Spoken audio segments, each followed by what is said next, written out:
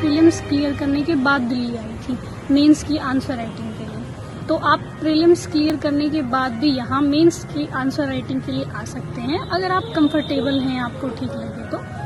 और उसके बाद मेंस क्लियर हो जाए तो आप इंटरव्यू के लिए, मॉक इंटरव्यू के लिए आ सकते हैं। लेकिन ऐसे परमानेंटली यहाँ रहने के लिए आना उतना ज़रूरी नहीं है। अगर आप गांव में रह के, अपने घर पे रह के पढ़ाई करना चाहते हैं तो वो दैट इज़ गुड, मतलब वो ठीक है। अगर आप मेहनत से पढ़ेंगे तो यूपीएससी उससे भी क्लियर हो जाएगा। और जो दूसरा जो क्वेश्चन होता है बच्चों के दिल में, वो होता है कि कोचिंग लें या सेल्फ स्टडी करें।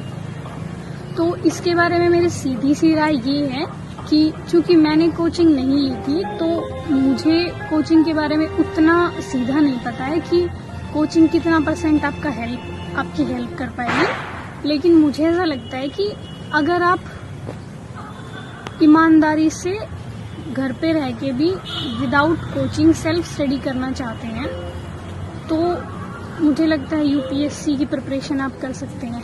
हाँ, इतना हो सकता है कि आप टेस्ट सीरीज ले लीजिए, आप मंथली मैगजीन्स ले लीजिए, वो आप दिल्ली से मंगवा लीजिए या दिल्ली आके ले जाइए। तो कोचिंग के लिए अगर आप अफोर्ड कर सकते हैं, आपको लगता है कि किसी टीचर की गाइडेंस की आपको ज़रूरत है, तो निसंदेह आप ज्वाइन कर सकते हैं। क्योंकि कोचिंग लेने से ये हो जाता है कि हमें थोड़ी एक डायरेक्शन मिल जाती है, आपके पास टीचर्स होते हैं आपके डाउट क्लियर करने के लिए।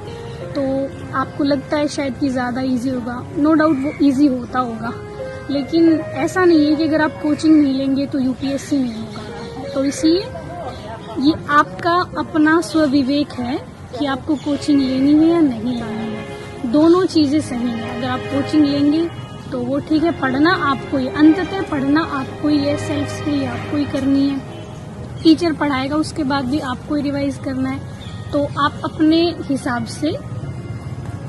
से सोचें कि कोचिंग लेनी है या घर पे रह के पढ़ना है। तीसरा पॉइंट ये है कि हम YouTube का कैसे प्रयोग करें, क्योंकि मैंने बोला है इंट्रोडक्टरी वीडियो में कि मेरी तैयारी में YouTube ने बहुत हेल्प की है। तो YouTube का आप ऐसे हेल्प कर सकते हैं कि जैसे आप एनसीईआरटी पढ़ रहे हैं या आप कोई बुक पढ़ रहे हैं, तो उसमें जो टॉपिक आपको नहीं आ रहा है वो टॉपिक आप YouTube पे देखिए। किसी ने तो जरूर वो एक्सप्लेन कर रखा हुआ, किसी भी टीचर ने। तो जिसका आपको सही लगे आप कोशिश करिए कि वहाँ से आप वो टॉपिक देख लें। मैंने तो 1-2 पूरे सब्जेक्ट YouTube से पढ़े थे, जैसे इन्वायरमेंट है और इकोलॉजी, थोड़ा इन्वायरमेंट एंड